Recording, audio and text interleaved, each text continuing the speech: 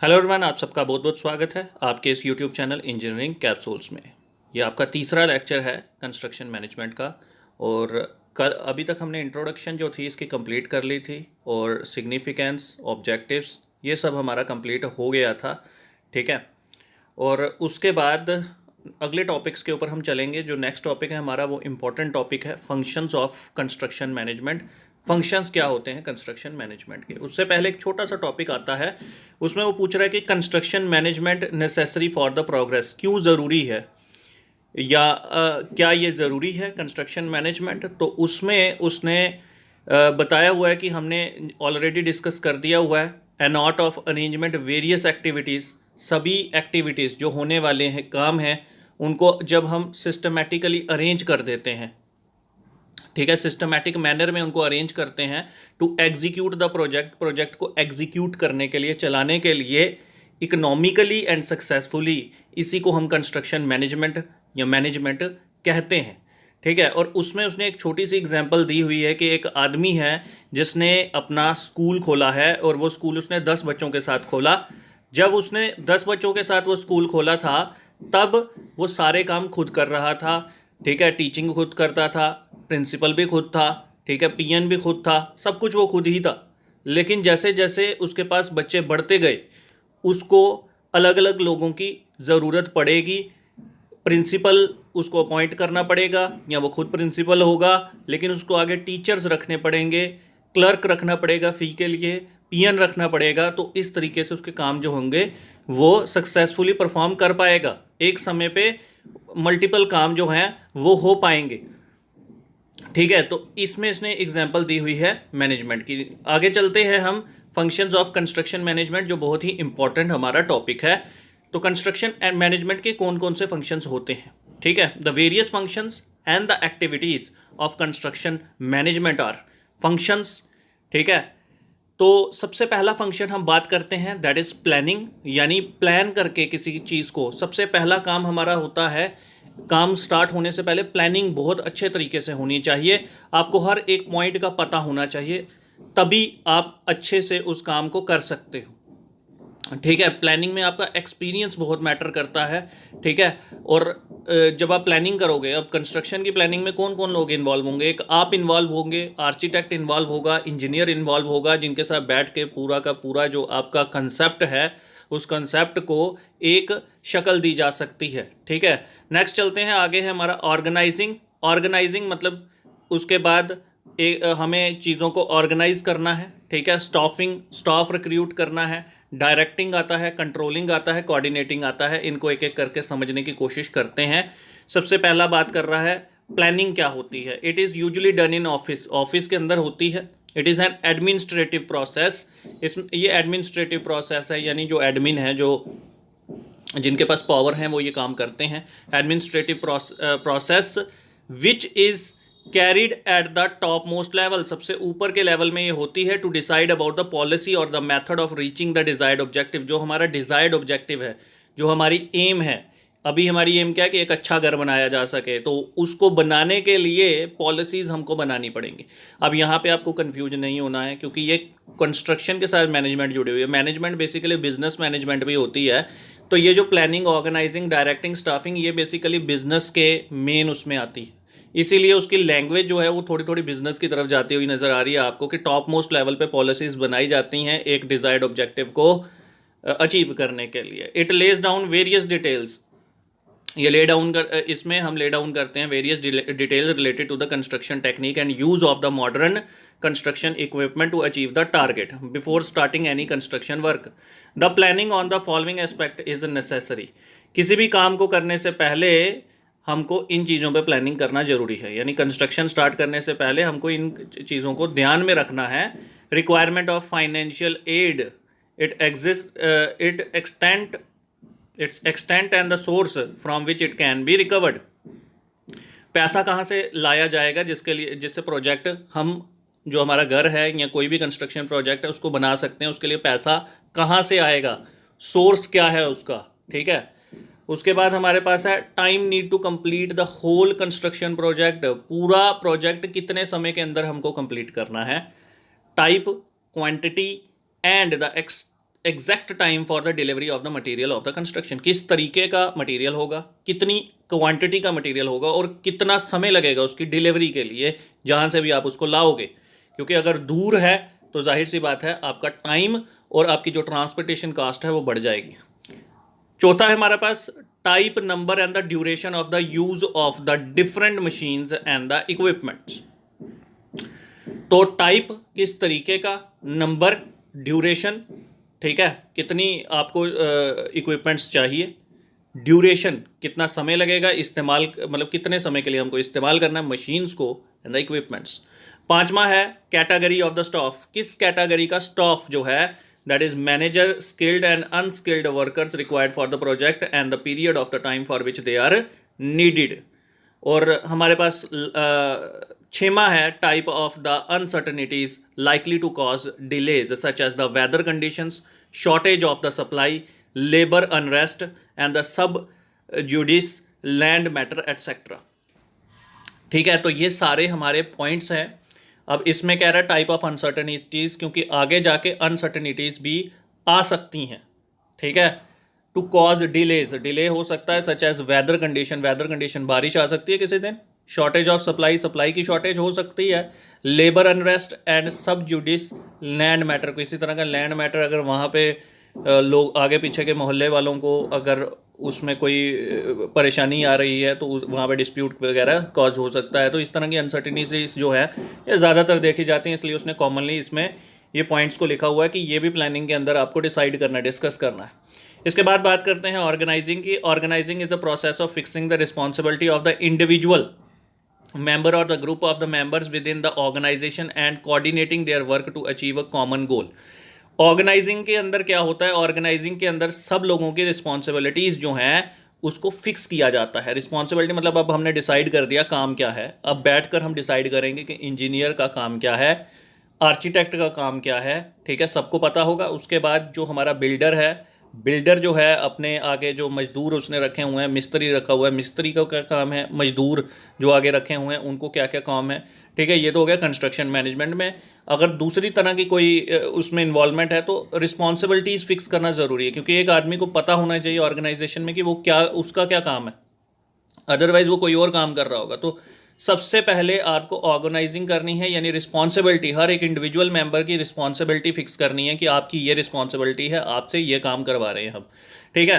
And organisation structure should be simple and balanced, एक organisation structure जो है बिल्कुल सिंपल होना चाहिए और बैलेंस्ड वे में होना चाहिए।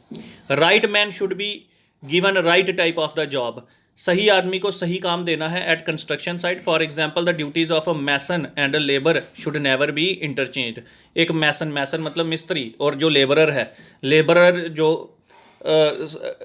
जिसका आप ज़्यादातर यूज़ करते हो छोटे मोटे काम के लिए, इन दोनों की ड्यूटीज़ को इंटरचेंज नहीं किया जा सकता। मिस्त्री जो होता है वो टेक्निकल आदमी होता है, स्किल्ड होता है, वही ये जो आपको ईंटें वगैरह लगाता है वही दिखता है, ठीक है।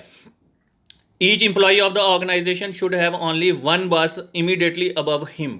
हर एम्प्लॉय के ऊपर, ऑर्गेनाइजेशन में हर एम्प्लॉय के ऊपर सिर्फ एक ही बॉस होना चाहिए, यानी एम्प्लॉय को एक ही बॉस से जाकर पूछना है, उसको पता होना चाहिए मेरा बॉस कौन है, उसको पता होना चाहिए कि मुझे किससे टास्क लेना है immediately above him.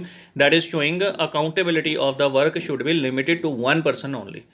To many bosses above a single person may disturb the organizational balance.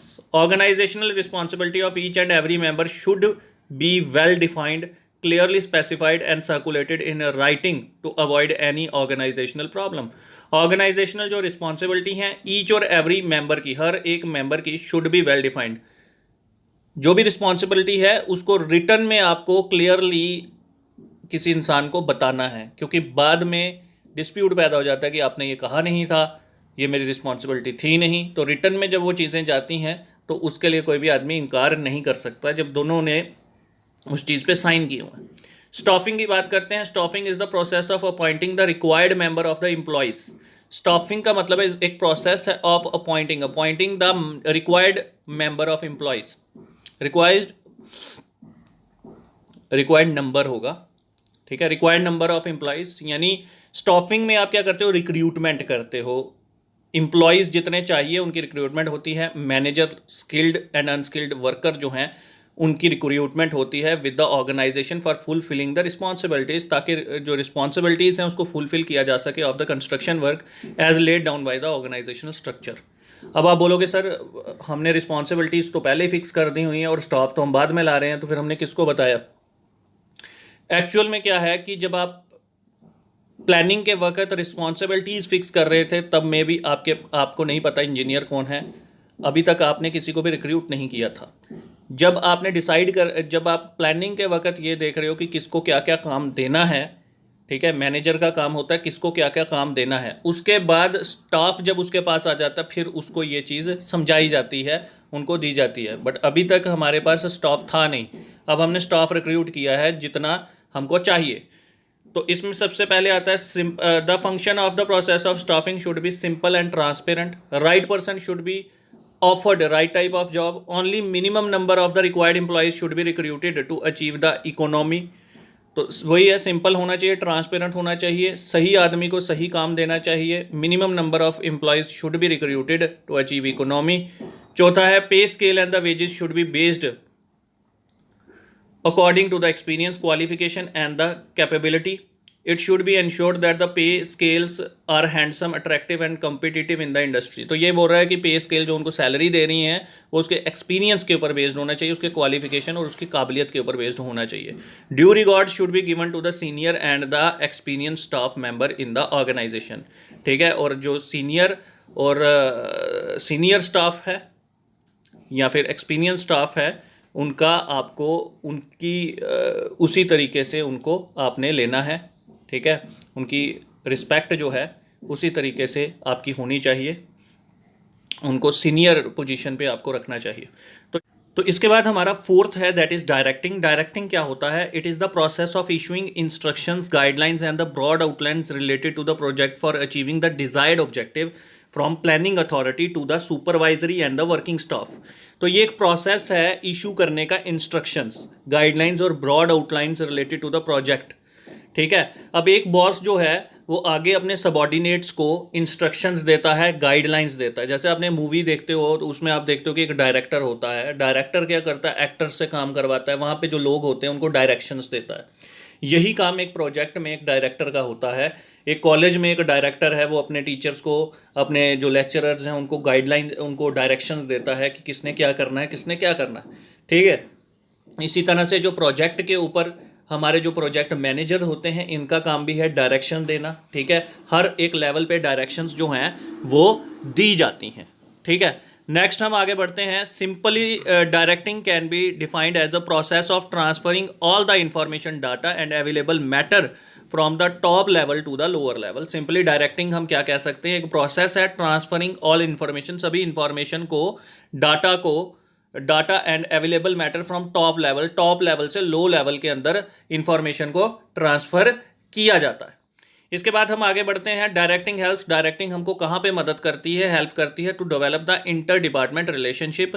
जब डायरेक्शन होती है, डायरेक्शन अच्छी है तो एक इंटर डिपार्टमेंट रिलेशनशिप बिल्टअप हो जाता है, सभी के अंदर एक रिलेशनशिप बनाती है अच्छा।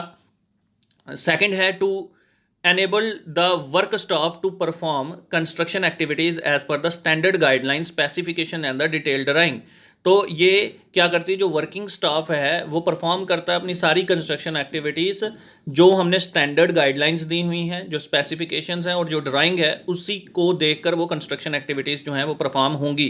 तीसरा है to enable the supervisory staff to become familiar with their authoritative duties of commanding work force. To enable the supervisory staff, जो सुपरविजन करने वाला है, यानी जिसने आप सुपरवाइजर का क्या काम होता है? सुपरवाइजर का काम है वहाँ खड़े होके काम करवाना, ठीक है। तो जो सुपरवाइजरी स्टाफ है to become familiar with their authoritative duties के साथ फेमिलियर हो जाए of the commanding work force.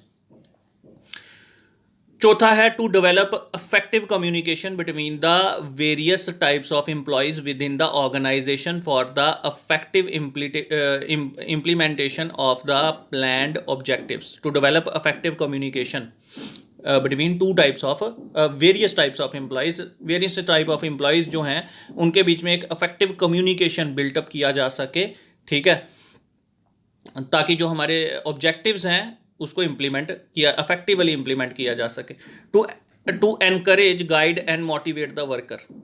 हमने जो वर्कर है, जो काम करने वाला आदमी है, उसको एनकरेज करना है, मोटिवेट करना है, गाइड करना है उसको, ठीक है, an effective through an effective communication, ठीक है। तो ये सारा हमारा आता है डायरेक्टिंग के अंदर, डायरेक्शन इतनी अच्छे तरीके से हमको करनी है। नेक्स्ट आता है हमारा controlling, the process of comparing and checking the process of work achieved in the field to an estimated और planned work at the regular intervals is termed as controlling. Controlling एक प्रोसेस है जिसमें हम compare करते हैं, यानी inspection होती है, हम काम को देखते हैं कि काम किस लेवल तक पहुंचा है और क्या ये क्वालिटी का काम हो रहा है या नहीं हो रहा है, यानी जो हमने सोचा था उसी हिसाब से उसी क्वालिटी का काम है या नहीं है, मटेरियल अच्छा इस्तेमाल हो रहा है या नहीं हो रहा है। इसीलिए आपको पता है जूनियर इंजीनियर का क्या काम होता है प्रोजेक्ट पे, वो यही काम करता है, वो कंट्रोल करता है, यानी वो क्वालिटी कंट्रोल का काम है, उसका कंट्रोल चेक करेगा कि काम अच्छा है या नहीं अच्छा है, ठीक है। और समय, अलग अलग समय पे वो क्या करता है, इंस्पेक्शन करता है, जिसको निरीक्षण बोलते हैं। कंट्रोलिंग इंक्लूड्स, कंट्रोलिंग में कंट्रोल ऑफ द एक्सपेंडिचर, जो खर्चा हो रहा है उसको कंट्रोल करना है, लेबर आउटपुट को कंट्रोल करना है, मशीन और इक्विपमेंट्स का जो इस्तेमाल हो रहा है उसको भी कंट्रोल करना है, क्वांटिटी ऑफ वर्क को कंट्रोल करना है, यूज़ ऑफ द मटेरियल्स को कंट्रोल करना है, और सुपरवाइजिंग स्टाफ जो है उसको भी कंट्रोल करना है। इकोनॉमिक बनाना है आपको, यानी आपको अल्टीमेटली इकोनॉमी अचीव करनी है, मतलब प्रोजेक्ट भी बने और खर्चा भी ज़्यादा ना हो। छेमा हमारे पास आता है कोऑर्डिनेटिंग। लास्ट है हमारा the process of developing perfect harmony between various employees or the group of employees for the smooth and the efficient functioning of the organization is termed as the coordinating. The process of developing perfect harmony, एक perfect harmony बनाओगे between various employees, सभी employees के बीच में, group of employees for the smooth and the efficient functioning of the organization, ताकि organization जो है अच्छे तरीके से function कर सके, चल सके, is termed as कोऑर्डिनेटिंग। आपको पता है हमारी बॉडी भी एक ऑर्गेनाइजेशन की तरह है, हमारे हाथ हैं जिनका अपना एक फंक्शन है, पाँव हैं उनका अपना एक काम है, ठीक है। तो अलग अलग बॉडी पार्ट्स का अलग अलग काम है और इनको ऑपरेट की करता है हमारा माइंड, जो कि बॉस है, ठीक है।